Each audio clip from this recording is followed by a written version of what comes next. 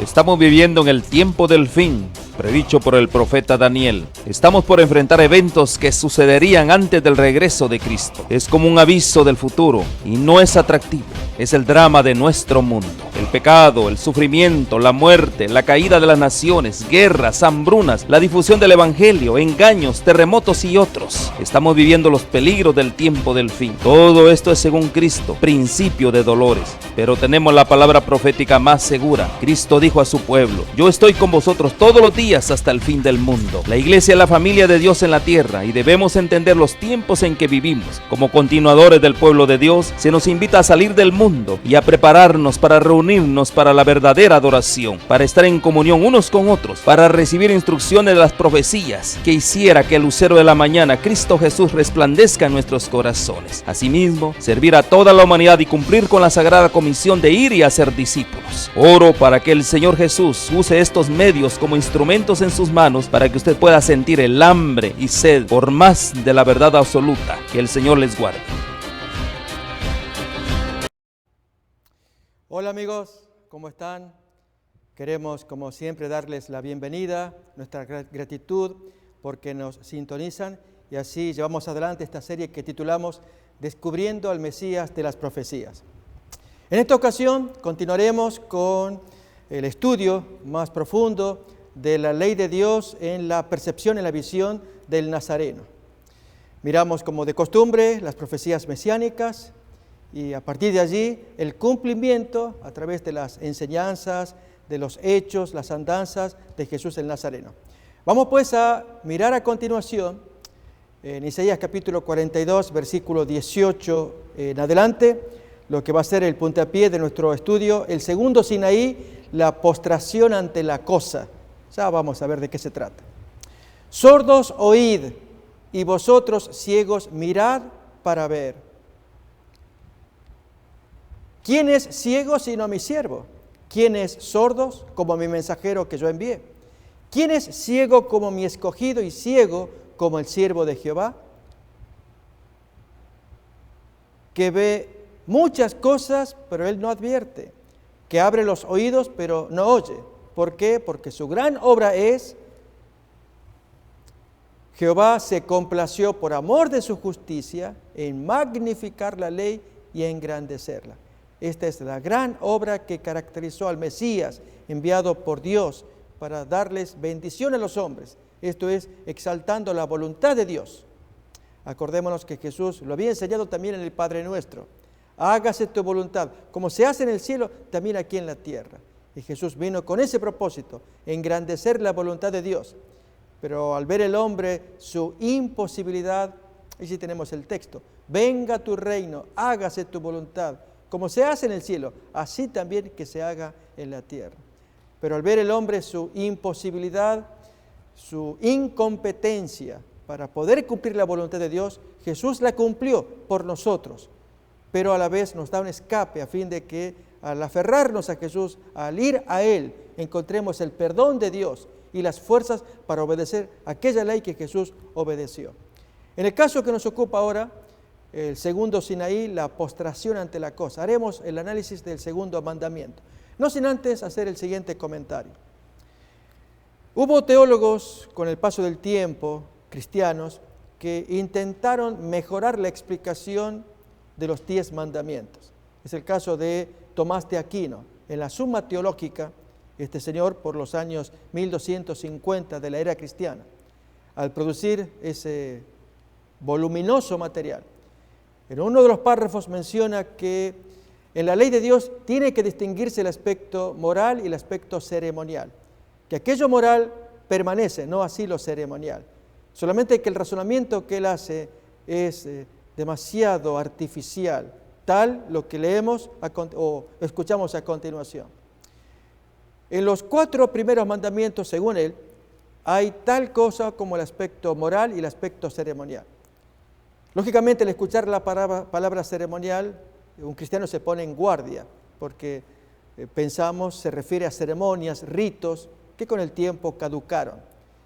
En consecuencia, al decir Tomás de Aquino que el primer mandamiento es moral, no tendrás dioses ajenos delante de mí, y el segundo es ceremonial, Esto es el mismo mandamiento, pero ahora visto de una manera material o ceremonial, cuál es que no te postres ante estatuas. Si aquí te decía el primer mandamiento, no adores dioses ajenos, y que aquí ceremonialmente se lo expresa, se lo explica, que abarca estatuas, imágenes, que no hay que postrarse ante ellas.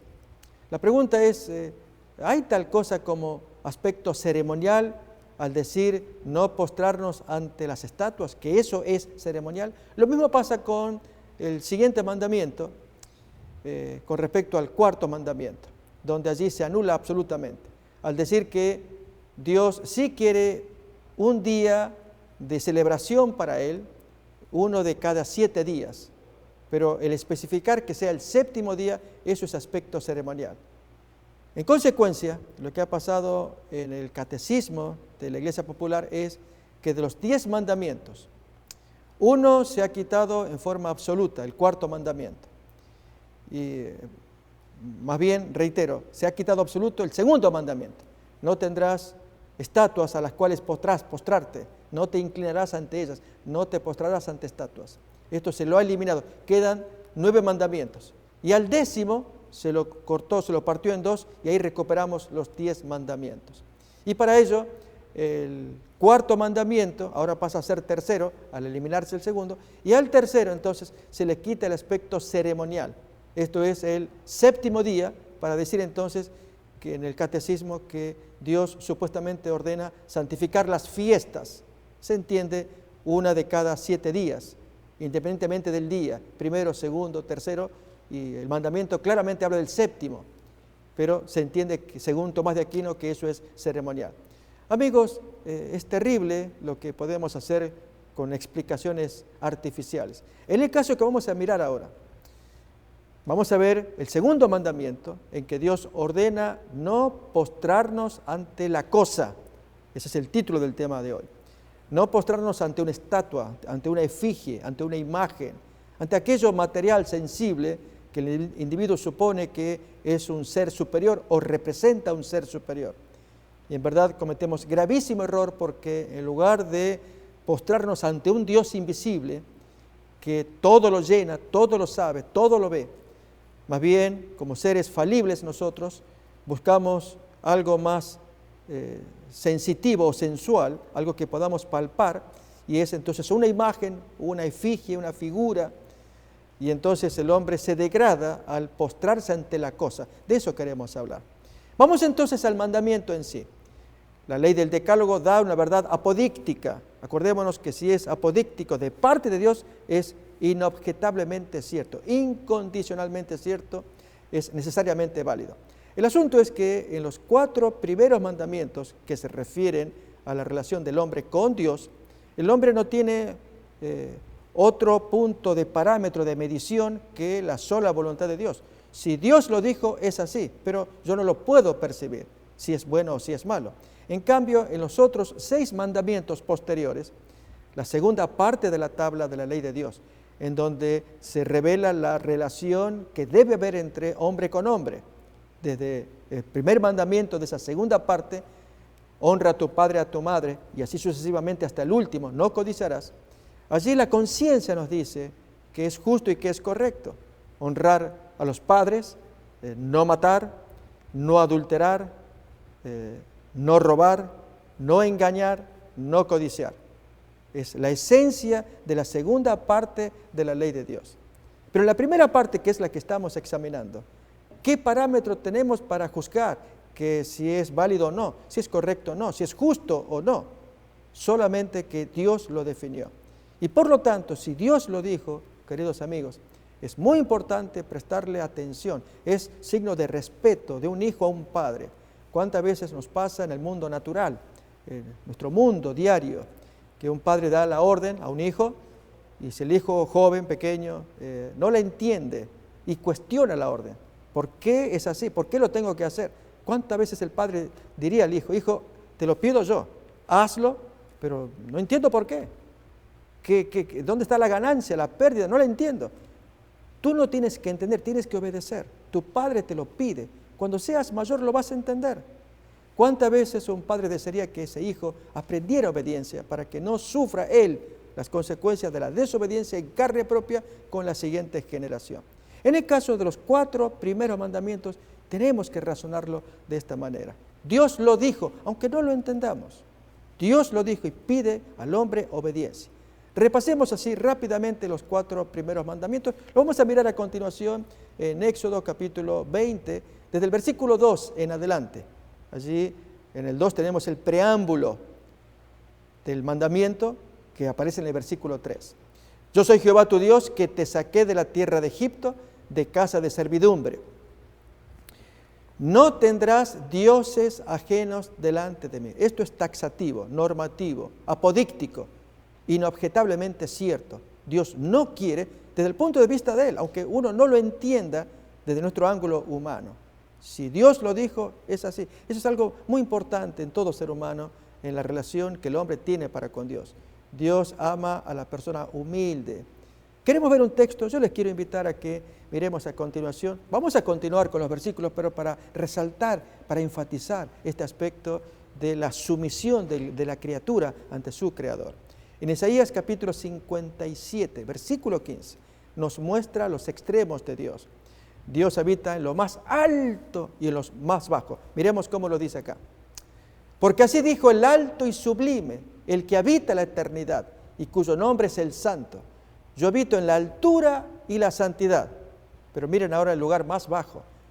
Y con el quebrantado y humilde de espíritu, para hacer vivir el espíritu de los humildes y para vivificar el corazón de los quebrantados. Con ello vemos entonces, dije, los extremos de Dios. Dios está allá arriba, en la altura y la santidad. Y abajo, pero abajo ¿con quién? Con la gente sumisa, humilde, quebrantada, que reconoce su necesidad de la mano del Creador, de la mano amorosa de su Padre, de su Creador. Bien, en el caso de la exposición de este primer mandamiento, Éxodo 23, no tendrás dioses ajenos delante de mí. Reconocemos que esos dioses ajenos, a la luz de textos como Deuteronomio capítulo 32, 16 y 17, que muestran que el Dios ajeno se compone por lo menos de 3 elementos. El Dios ajeno, la abominación y los demonios que salen ganando en esta fiesta. Como dice allí, le despertaron a celos con los dioses ajenos, lo provocaron a ira con abominaciones. Allí se relacionan los dioses ajenos con las abominaciones. Acordémonos que esto forma parte del paralelismo hebreo. Esto es las sentencias hebreas, en muchos casos, que se dan en dísticos, en 2 partes. La primera arroja luz sobre la segunda ayuda a entender la primera. Y si la primera habla de dioses ajenos, los provocan a ira o a celos con dioses ajenos, a ira con las abominaciones, es que están relacionadas. Dioses ajenos, abominaciones, y el siguiente versículo, 17, nos habla de a quienes estamos realmente celebrando con dioses ajenos y abominaciones. Sacrificaron a los demonios, no a Dios, a dioses que no habían conocido, a nuevos dioses venidos de cerca que no habían temido vuestros padres. Así entonces, enfatizando el aspecto del primer mandamiento, vemos que cuando alguien celebra a un Dios ajeno, diferente de Jehová, a un Dios ajeno, este se trae su paquete y es prácticas abominables para que los demonios celebren nuestras prácticas. Notamos, este es el triple proceso de cómo se adora a un Dios ajeno. Tal es el caso del Dios ajeno Moloch, que es un invento humano. Los dioses no existen, existen los demonios.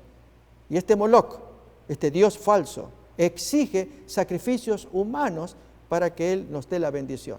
¿Cuál sacrificios humanos? Es la entrega de niños allí para que sean quemados, como cuenta el Antiguo Testamento de prácticas perversas, como las del rey Manasés, que sacrificó a sus hijos al dios Moloch. ¿A quién sacrifica realmente? A los demonios. Notamos, esto es lo que se nos enseña.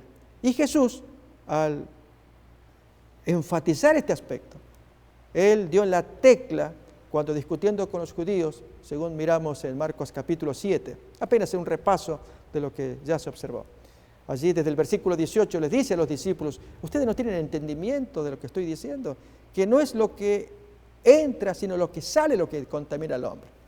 También vosotros estáis así sin entendimiento. ¿No entendéis que todo lo de fuera que entra en el hombre no lo puede contaminar como pretenden los judíos en la discusión que estaban teniendo. Porque no entra en el corazón, sino en el vientre, y luego sale a la letrina. Esto decía, siendo limpios todos los alimentos, contra la pretensión judía de que había que hacer un rito para poder comer, de otro modo uno quedaba contaminado. Y entonces sí, él ataca ahora a los dioses ajenos de la mente humana. Pero decía que lo que del hombre sale, eso realmente contamina al hombre. A ver, ¿de qué manera? Porque de dentro, del corazón de los hombres, salen los malos pensamientos. ¿Tales como cuáles?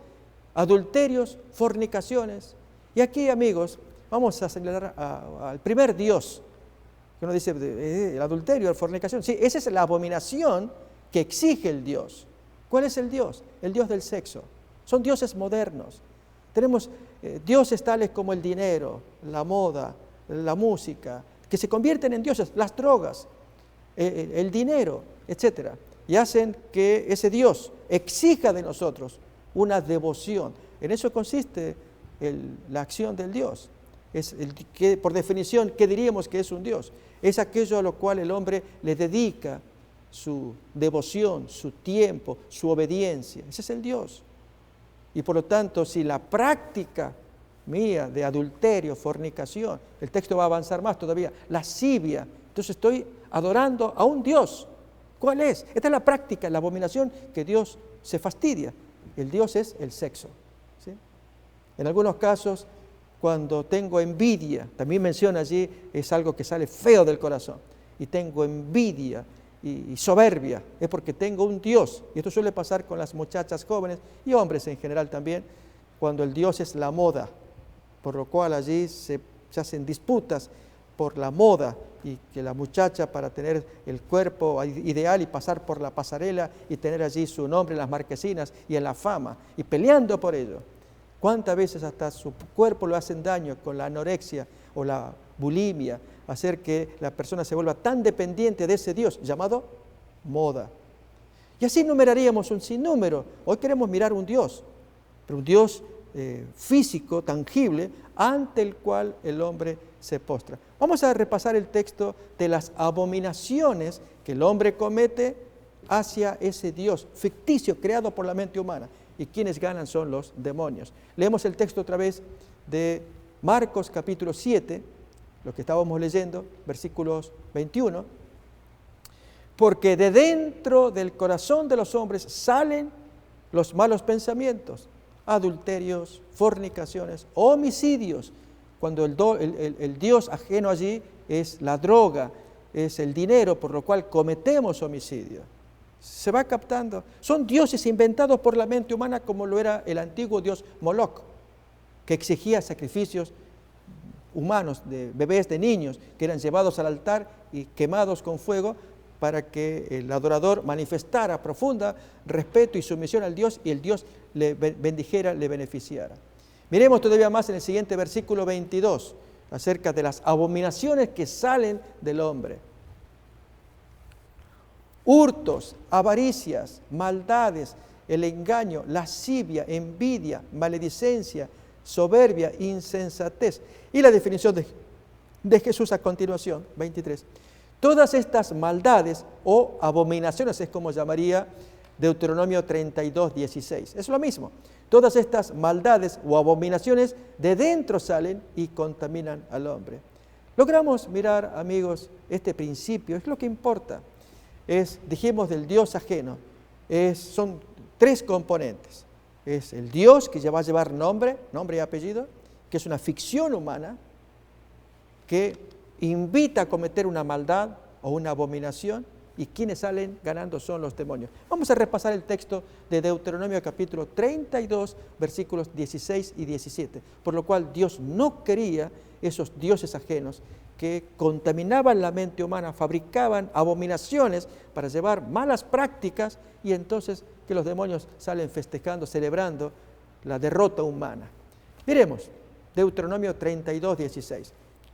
Le despertaron a Dios a celos con los dioses ajenos, lo provocaron a ira con abominaciones o maldades, diría Jesús.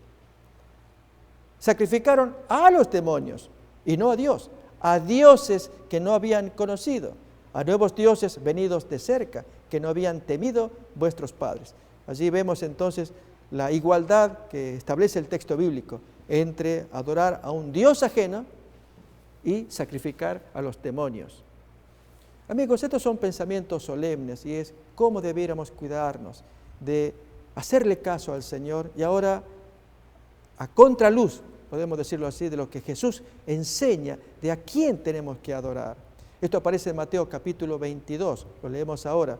Allí muestra claramente, ante la pregunta de los fariseos, cuál era el verdadero mandamiento. ¿Por qué no al Dios ajeno? Ya la lógica, el sentido común enseña la perversión, pero para protegernos de ello, allí el Maestro enseña cuál es el grande mandamiento que cubre todo ello, nos protege de todo esto. Nos protege de obedecer y amar al Señor y de no caer en las trampas de los demonios, sacando nuestras maldades para adorar a los dioses falsos. Leemos pues entonces Mateo capítulo 22, versículo 34 en adelante. Entonces los fariseos, oyendo que había hecho callar a los saduceos, se juntaron a una. Y uno de ellos, intérprete de la ley, preguntó por tentarle diciendo: Maestro, ¿cuál es el gran mandamiento en la ley? Y allí los 4 primeros mandamientos están resumidos en este gran mandamiento. Amarás al Señor tu Dios con todo tu corazón y con toda tu alma y con toda tu mente. Este es el primero y grande mandamiento que, reitero, abarca los 4 primeros del Decálogo. Y los 6 restantes aparecen a continuación, resumidos en el segundo gran mandamiento. Y el segundo es semejante: amarás a tu prójimo como a ti mismo. Y en verdad allí también se cumple la ley, la regla de oro, como suele decirse. Esto es hacer al otro lo que queramos que nos hagan. ¿Y qué es lo que queremos que nos hagan? Que nos respeten, que no tomen nuestra propiedad privada, que no tomen nuestra mujer, que no nos roben, que no nos mientan, que nos traten bien. Pues así hacerlo al otro. Amigos, si estas cosas las cumpliéramos, estaríamos cumpliendo la ley de Dios. Pero el ser humano no puede por su humana debilidad y Jesús aparece como el gran regalo de Dios, la gran solución.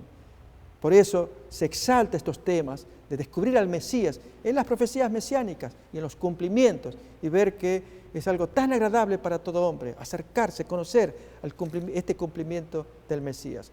Vamos pues entonces a nuestro estudio del segundo Sinaí, la postración ante la cosa. A ver, ¿dónde aparece esto? En Éxodo capítulo 20. Esto es el segundo mandamiento desde el versículo 4 en adelante, 4 al 6. No te harás imagen. Aquí empieza la cosa. Vamos a definirla como la cosa sensible. Dios le fastidia que el ser humano se degrade inclinándose ante la cosa.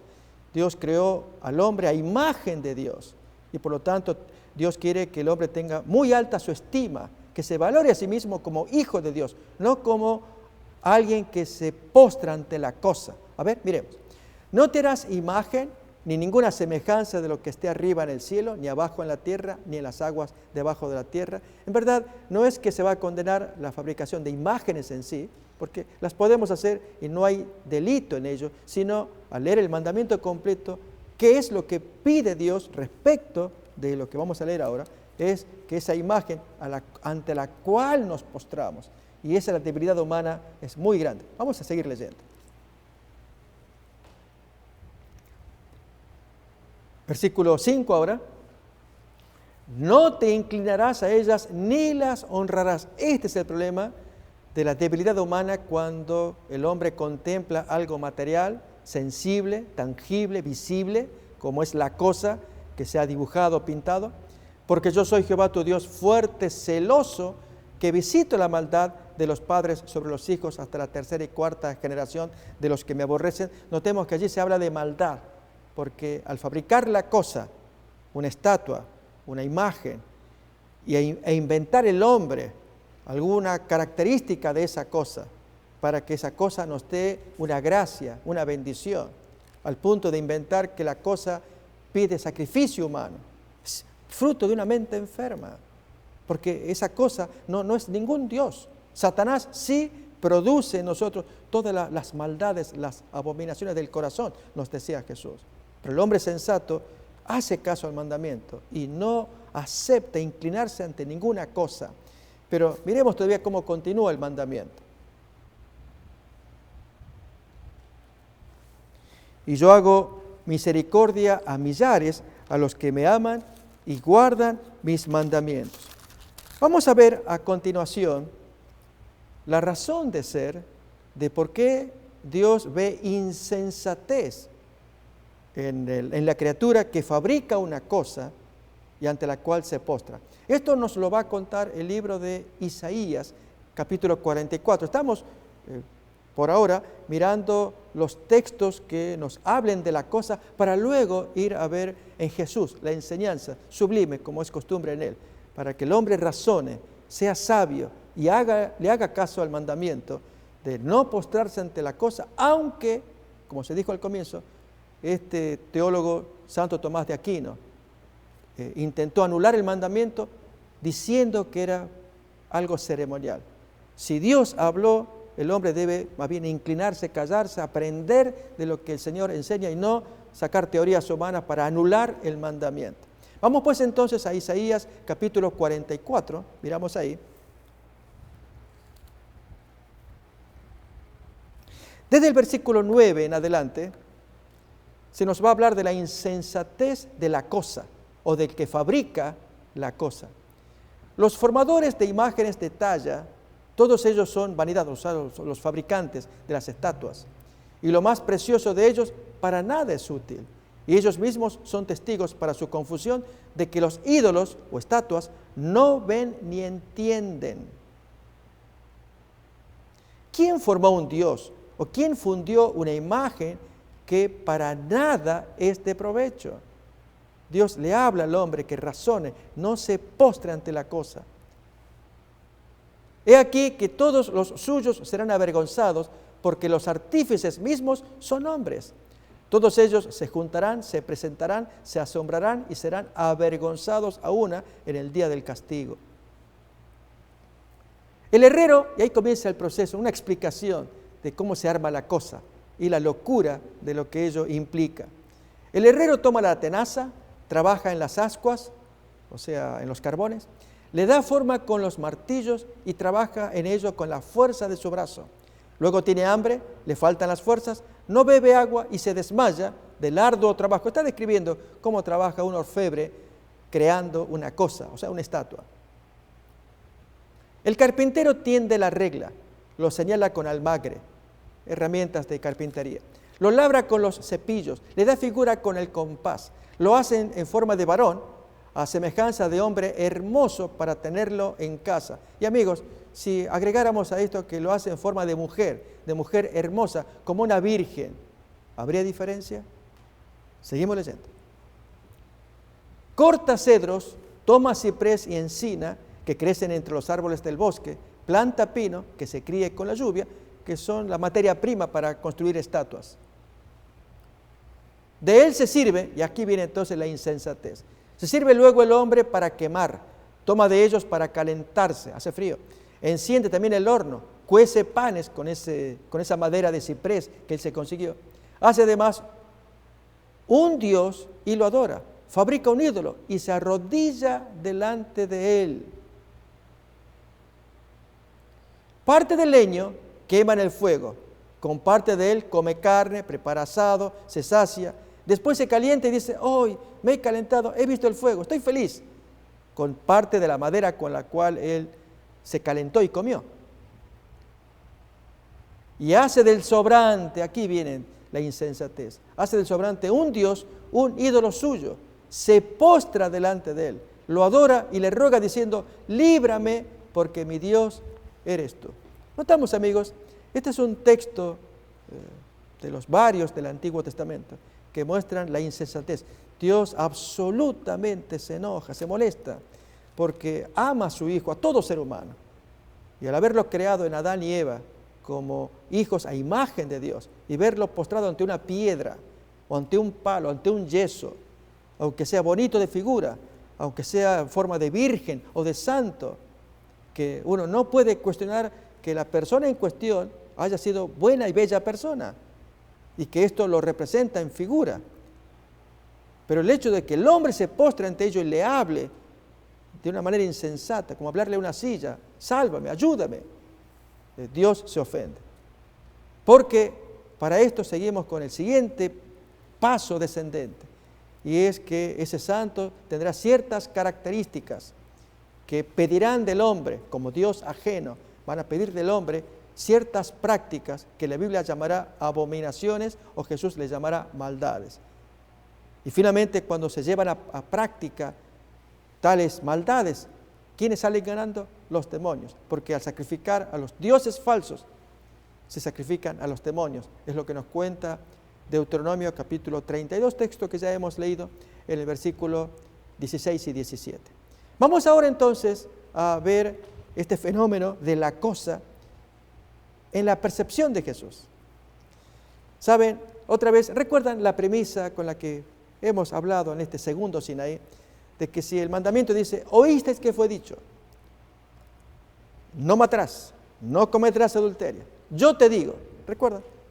Es decir, Jesús trae a colación el antiguo mandamiento y Él le va a dar el énfasis, lo resalta, lo magnifica. Y en este caso no es extraño. Oíste que fue dicho, no te postrarás ante estatuas. Pero yo te digo, si tienes dos señores, tú no puedes andar bien con uno de ellos, o aquí o allí. Cuidado con este señor. ¿Cuál es? Vamos a leer el texto en sí, en Mateo capítulo 6, versículo 24. Y este Dios nuevo tendrá cara, tendrá aspecto, será táctil a nuestra mano también. Vamos a ver entonces Mateo capítulo 6. Ninguno puede servir a dos señores, porque o aborrecerá al uno y amará al otro, o estimará al uno y menospreciará al otro. No podéis servir a Dios. Y aquí en el griego original trae mamón. Aquí en la traducción que estamos leyendo de la Reina Valera, ahí tenemos la Reina Valera antigua, justo a mano. La versión 1909, allí nos trae perfectamente para entenderlo. Mamón era un dios sirio, un invento humano, vale la pena remarcar. Y este invento, este dios, así como Moloch, llamado Mamón, dios sirio, que era el patrono de las riquezas. ¿Saben? Los griegos tenían sus dioses y sus patronos también. Tenemos el dios Apolos, el dios Mercurio. De hecho, a los apóstoles se le dan esos nombres, a Pablo y Bernabé, uno porque llevaba la palabra, y entonces allí se le habla del dios Mercurio, el dios Apolo, porque ellos predican. De hecho, Pablo se molesta allí cuando vienen en el lugar de Licaonia, se menciona el texto bíblico que traen toros y guirnaldas para celebrarles porque creían que eran dioses por los milagros que estaban presenciando. Y Pablo se molesta, se enoja. No, de estas vanidades queremos pedirles que se arrepientan. Y le fue tan mal que la gente al comienzo que los adoraba como la encarnación de dioses. Luego los expulsaron violentamente. Bien, allí vemos claramente la mente humana se degrada adorando la criatura. En este caso va a adorar un papel. Mamón es el dios de las riquezas. Leemos el texto otra vez y apliquémoslo a nuestros días. Nuevamente, Mateo capítulo 6, 24, en la versión de la Reina Valera antigua. Ninguno puede servir a dos señores. De eso trata el mandamiento. Si Jehová dice en Éxodo 20, no te postres ante un Dios, ante una imagen, soy yo el que te mando, ahí hay dos señores. El que manda, el que ordena, que es Jehová, y el otro que está invitando a que nos postremos esa estatua hecha de madera. Acordémonos del texto descrito de Isaías 44, que del cedro, del ciprés, del pino, allí el hombre corta pedazo, pone para cocinar, se calienta, come y del resto hace un muñeco y allí se postra y le dice, sálvame, ayúdame, bendíceme, de esa locura. El Dios Jehová ordena, o estoy yo o esa cosa que está allí. Bien, de eso trata Jesús en Mateo 6, 24. Ninguno puede servir a dos señores, porque o aborrecerá al primero y amará al segundo, o se llegará al primero y menospreciará al otro. O sea, uno y otro. No podéis servir a Dios y al dios sirio Mamón, el dios de las riquezas, que nos va a decir en las otras traducciones, en la Reina Valera revisada, ya directamente en lugar de Mamón ponen riquezas. Allí lo tenemos. ¿Saben, amigos? Estamos hablando de la cosa material. En la Biblia se nos cuenta un ejemplo de cómo Jesús enfatizó este aspecto. Él está sacando el segundo mandamiento: no te postres. Oíste que fue dicho, no te postrarás. Pero yo te digo, en tu mente, si no logras ver tu adoración a la cosa, te pierdes, que fue lo que pasó en Mateo 19. Lógicamente, lo digo con mis palabras, leamos el texto. Allí se aparece alguien trayendo la cosa, adorando la cosa consigo, y se presenta ante Jesús. Mateo capítulo 19, leemos desde el versículo 16 en adelante. En verdad, este segundo mandamiento habla de la cosa material, sea la que fuere. Estamos tocando el tema del dinero.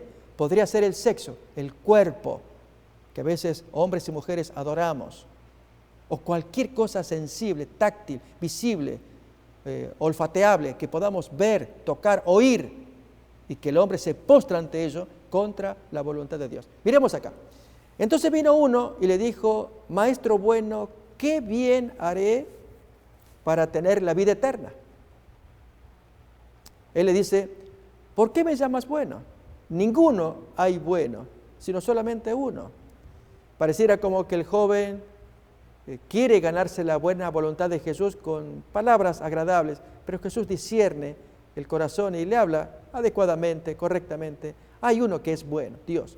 Pero si quieres entrar en la vida, tú guarda los mandamientos. Notemos, Jesús hace énfasis en los mandamientos e incluso en los 10. Va a señalar algunos a continuación. Amigos, la voluntad de Dios está reflejada en las verdades apodícticas. Allí claramente Dios le dice a los judíos primeramente y a la raza humana por extensión, ¿cómo piensa Dios? Primeramente, ¿qué siente Él en relación con los hombres en los 4 primeros mandamientos? Que aunque la mente humana no logre percibir por qué a Dios le molesta que yo me postre ante un palo, por qué a Dios le molesta que yo, además de adorarlo a Él, adore a otro Dios, a una estatuita por allí. ¿Por qué le molesta que yo diga palabrotas contra el nombre de Él? Eso es ya el sentido común me está diciendo. Que si no me gusta a mí que me ofendan a mi nombre, a Dios no le gusta, no tomarse el nombre de Dios en vano. Pero el 4º mandamiento, ese es más delicado, porque la conciencia no me dice ningún elemento que cada 7 días, el 7º, sábado, yo tenga que separarlo en adoración al Creador. Si no me lo dice mi conciencia y lo dice la voluntad de Dios, aquí es donde se prueba el respeto del Hijo hacia el Padre. Saben, amigos, que cuando analizamos los 10 mandamientos, este tema se torna muy importante. Aquí la obediencia no radica en mi percepción, en que ahora entiendo, ahora me doy cuenta, creo que sí, es lógico, razonable, está bien, voy a dedicarle mi sumisión, mi obediencia. No se trata de que si ya lo percibo, se trata de que Dios lo dijo, aunque yo no lo perciba. ¿Queremos ver un ejemplo? Hago paréntesis para seguir retomando el tema de la frase de Jesús que queda pendiente y el diálogo tenido con el joven rico. Pero permítame, en este pequeño paréntesis, mostrar la necesidad de la sumisión de la criatura ante el Creador. Aparece en el Evangelio según San Juan, el capítulo 13.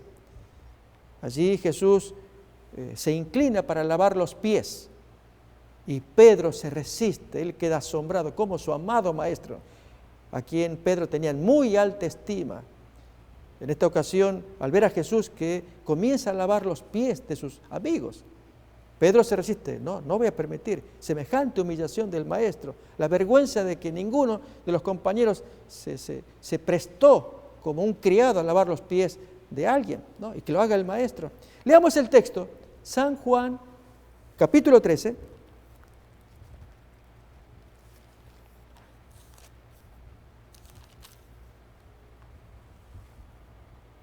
Versículo 5 en adelante, leemos así. Luego puso agua en un lebrillo y comenzó a lavar los pies de los discípulos y a enjugarlos con la toalla con que estaba ceñida. Entonces vino a Simón Pedro y Pedro le dice: Señor, ¿tú me lavas los pies? Respondió Jesús y le dice: lo que yo hago tú no lo comprendes ahora, pero lo entenderás después. Déjame, yo te lavo. Yo sé lo que hago, aunque tú no lo entiendas.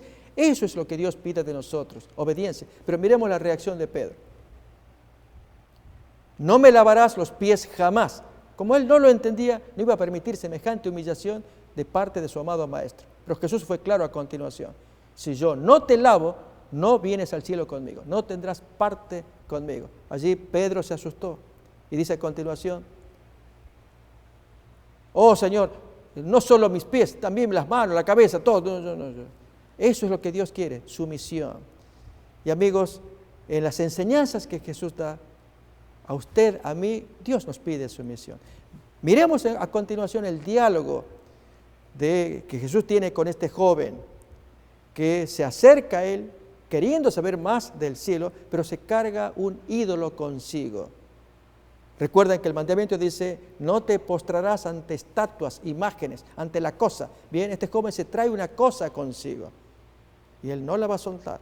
Y ya Jesús había dicho: no puedes servir a dos señores. O sirves a uno y al otro lo desprecias, o amas a este y a este tú lo desprecias. Pero los dos juntos no puedes. Así también, dijo Jesús, no puedes servir a Dios y a la cosa, que en el caso de este joven, la carga consigo. Miremos pues, estamos en Mateo capítulo 19, continuamos con el texto que habíamos dejado allí.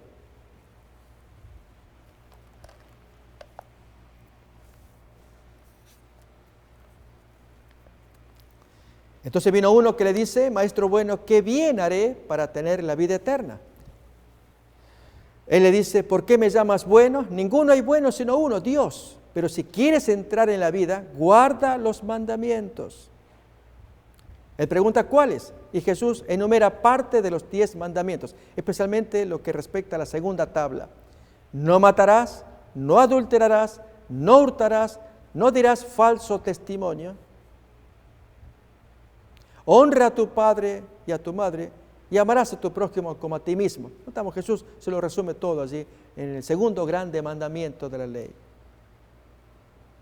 El joven le dice: todo esto lo he guardado desde mi juventud. ¿Qué más me falta? Yo ya estoy guardando. Él estaba violando el segundo mandamiento, como vamos a mirar ahora. Él creía que lo guardaba todo. Jesús le dice: si quieres ser perfecto, anda, vende lo que tienes y dalo a los pobres, y tendrás tesoro en el cielo, y ven y sígueme. Oyendo el joven esta palabra, se fue triste, porque tenía muchas posesiones. ¿Nos damos cuenta? ¿Cuál era el Dios, la cosa ante la cual el joven se postraba? ¿Quién era? Mamón. Las riquezas, el dinero, el dólar, el billete. Allí el color verde, el dibujo del fulano, y allí el número que tiene, y entonces venga para acá, y vamos sumando, y ahora sí ya me siento seguro. Y por ello, ¿cuántas veces cometemos abominaciones? Que hurtos, homicidios, mezquindades, malos pensamientos, por amor al dinero. Amigos, el Señor sabe lo que nos está enseñando. Él quiere que le amemos a Él, y por amarle a Él, Él nos va a proveer esto que está acá, como cuenta San Mateo capítulo 6, versículo 33. Aquella gente que se pregunta: ¿cómo hago para vivir? No tengo ni comida, ni bebida, elementos, dinero. Jesús dice acá: buscad primeramente el reino de Dios y su justicia, y todas estas cosas materiales de las que venía hablando el versículo anterior os serán agregadas, serán regaladas. Es un texto fascinante, precioso, que invita al creyente a que tenga fe en el Dios dador, que Él quiere que se le ame de todo corazón, que se le obedezca. Y como consecuencia de ello, Dios premia, ¿en qué? En esa cosa de papel verde que se suma con un numerito, que la gente le llama mamón, riqueza. Dios nos bendice, porque lo necesitamos, pero cuando ponemos las cosas en su justo valor. Vamos a mirar a continuación otro texto bíblico también del Espíritu Santo ahora, por medio del apóstol Pablo, en Romanos capítulo 1, donde se muestra al hombre que se postra ante la cosa. Recordemos, este es el principio que Jesús nos quiere enseñar. Oíste que fue dicho, no te postrarás ante las imágenes.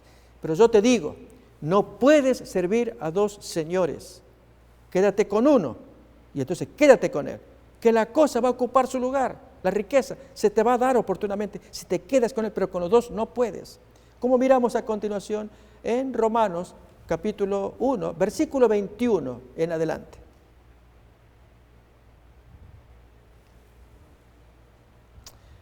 Pues habiendo conocido a Dios, no le glorificaron como a Dios ni le dieron gracias, sino que se envanecieron en sus razonamientos y su necio corazón fue entenebrecido.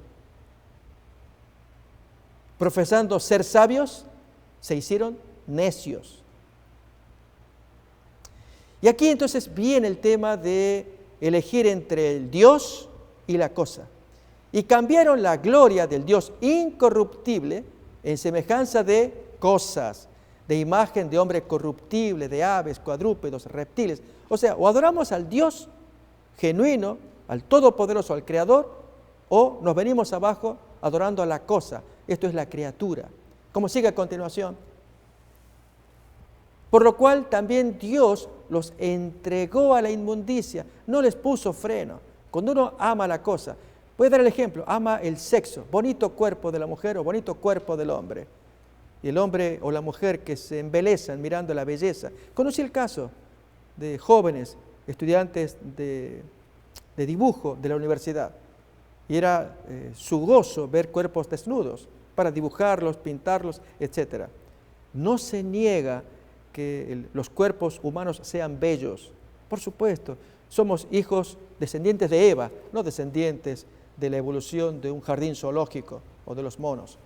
Pero es aquí que hacemos distinción en que reconociendo la belleza del cuerpo humano, no obstante tenemos un Dios al cual nos sujetamos y Él nos pide que cuidemos nuestra mente, que le hagamos caso para que todo encaje en su justo lugar. Pero en el caso de esta gente necia del texto que estamos leyendo, dejan de lado a Dios para postrarse ante la criatura, ante el cuerpo, ante el sexo, ante los animales antiguamente, por lo cual Dios les quita el freno y comienzan a hacer barbaridades, abominaciones, maldades entre ellos. No porque Dios lo quiera, ellos no quieren a Dios, Dios los deja a merced de Satanás, el enemigo. Miremos cómo lo va a expresar Pablo en Romanos capítulo 1, texto que estamos leyendo.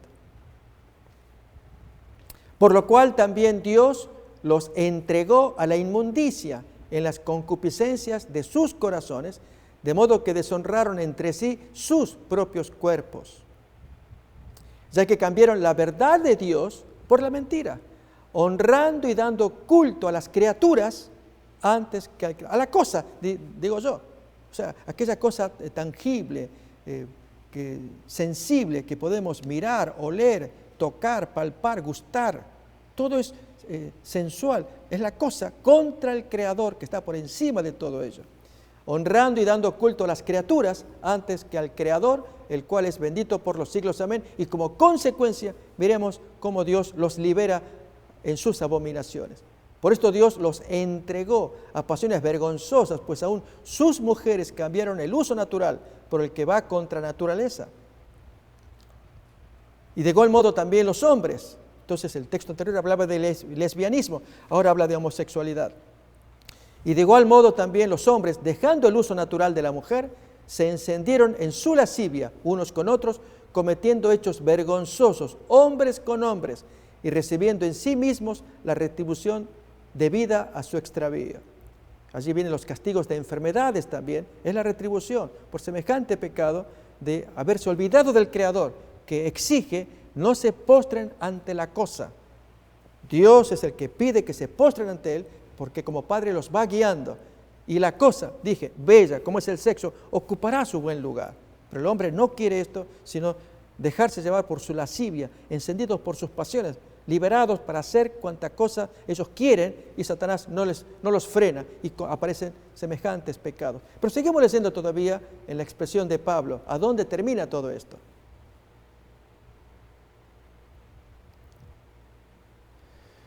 Y como ellos no aprobaron tener en cuenta a Dios, Dios los entregó a una mente reprobada para hacer cosas que no convienen, estando atestados de toda injusticia, fornicación, perversidad, avaricia, maldad, llenos de envidia, homicidios, contiendas, engaños, malignidades, murmuradores, detractores, aborrecedores de Dios, injuriosos, soberbios, altivos, inventores de males, desobedientes a los padres, necios, desleales, sin afecto natural, implacables, sin misericordia, quienes, habiendo entendido el juicio de Dios, que los que practican tales cosas son dignos de muerte, Dios los tendrá que destruir, no solo las hacen, sino que también se complacen con los que practican estas cosas. Hasta dónde la mente humana se torció, se dio vuelta para hacer estas cosas en contra, y si miramos todo ello, va en contra del segundo mandamiento: no te postres ante la cosa. ¿Lo repasamos? ¿Les parece, amigos? Que lo veamos nuevamente en Éxodo capítulo 20, versículos 4 al 6. A la luz de los textos leídos de Romanos y mirarlos ahora frescos en Éxodo 20, 4 al 6, seguramente percibiremos nueva luz. No te harás imagen ni ninguna semejanza de lo que esté arriba en el cielo, ni abajo en la tierra, ni en las aguas debajo de la tierra.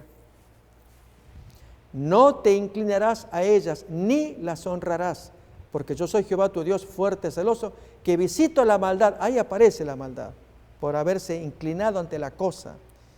Y amigos, si Dios nos dice, es porque ya anticipa que habrá maldades al alejarnos de Dios y llevados de nuestras propias pasiones, cometemos abominaciones que pueden ser increíbles, como las que leíamos hace un momento. Pero sigue más todavía el texto.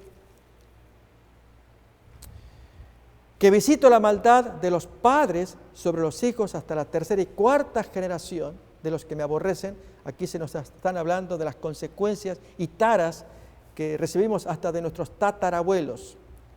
Comento un poquito ahora eso y completamos la lectura. Y hago misericordia a millares, a los que me aman y guardan mis mandamientos. Tal vez alguien podría pensar que es injusto que Dios castigue hasta la cuarta generación. Amigos, las deficiencias genéticas se transmiten de generación en generación, según el texto, hasta la cuarta generación. Es el caso de los alcohólicos. Si tuvimos un tatarabuelo alcohólico o un tatarabuelo muy sensual con el sexo, y así vicios lo padecen las siguientes generaciones, se debilitan las siguientes generaciones hasta la cuarta, y ojalá esto se pudiera romper como una cadena de descendencia, de decadencia del ser humano. Preguntamos, amigos, ¿nos va quedando claro qué quiso enseñar Jesús allí en Mateo 19 con el joven rico? ¿Qué quiso decir Pablo en Romanos capítulo 1? Voz del Espíritu Santo a través del apóstol Pablo. La fuerza, la verdad del segundo mandamiento: no te postres ante la cosa. Queremos invitarles, amigos, a que ustedes escuchen las palabras, puedan abrir su corazón, pedirle al Señor sabiduría y especialmente fuerzas para apreciar y decidir hacer la voluntad de Dios. Dios nos ama, quiere lo mejor. Y en este caso es que le obedezcamos, le amemos de todo corazón. Y entonces Él nos va a ayudar en todas nuestras necesidades, aún en aquella que necesitamos, que fue, hoy se estudió la material, el peso. Nos va a ayudar el dólar para que tengamos con qué vivir, porque Dios nos ama. Este es el mensaje que les dejamos, queridos amigos, deseando que las bendiciones de Dios les acompañen. Y así nos encontraremos en la siguiente emisión. Hasta entonces, que Dios los bendiga. Estamos viviendo los momentos más dramáticos de la historia. El Dios eterno empleará todos los recursos para atraer favorablemente la atención de sus criaturas a su obediencia, para que vivan en armonía con toda la voluntad revelada en las Sagradas Escrituras. Las profecías ilustran la manera en que el Altísimo usa a los hombres hoy para cumplir sus designios y su voluntad en la tierra. La profecía es una visión anticipada de la historia. Son predicciones que permiten al pueblo de Dios ver las cosas transitorias de este mundo a la luz de la eternidad. Son alertas para actuar con eficacia en determinados momentos. Nos facilita la preparación personal para la crisis final que se avecina. El apóstol nos relata: tenemos también la palabra profética más segura, a la cual hacéis bien en estar atentos como a una antorcha que alumbra en el lugar oscuro, hasta que el día esclarezca y el lucero de la mañana salga en vuestros corazones. Y hoy, el Dios de los cielos quiere levantar a una generación que quiera vivir para Dios y que exponga los principios eternos de acuerdo con los cuales operan la sabiduría, el poder y su autoridad para el cumplimiento final de su propósito divino.